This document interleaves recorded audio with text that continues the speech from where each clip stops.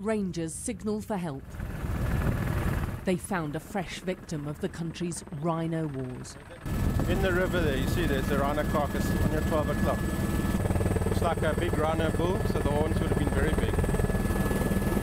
The animal's been killed just next to the Kruger Park's boundary fence, within sight of a community where the poaching syndicates are known to operate. And you can see there's a lot of poverty, so they are recruited by people who are running these syndicates, you know, and they can't, the money's so big that they take the chances. The park's newly formed rapid response force means rangers can react more quickly to attacks. It's 8105, the guy who's underground following the tracks.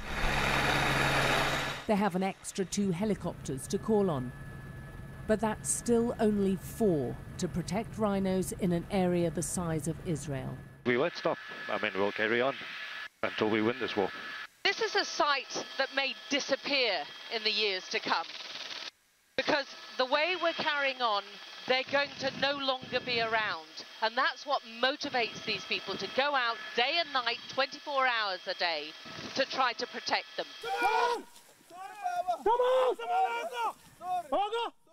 Despite increased training like this one, poaching in the park is up nearly 30%. They're even moving the animal out of the national park to secret locations elsewhere, sometimes out of the country, because this, the animal's horn, fetches thousands on the black market.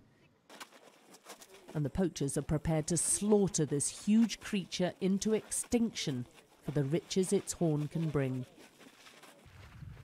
There's a military approach. The rangers are at risk from poachers, wildlife, even those on the same side. Look, that's all there is up here.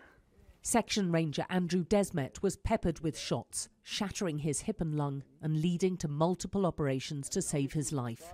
The soldier behind him opened fire as they tracked poachers. His fellow rangers were there on his recovery after 5 weeks in a coma. He exercised his way back to the job he loves. We've been fighting this war for a long time now.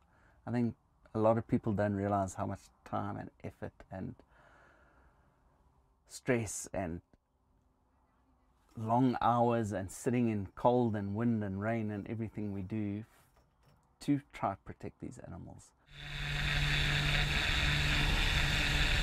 He's now learning to fly light aircraft, much more affordable than helicopters, as part of the park's new approach to tackling the rhino killers. They could swoop down on men, poachers, animals.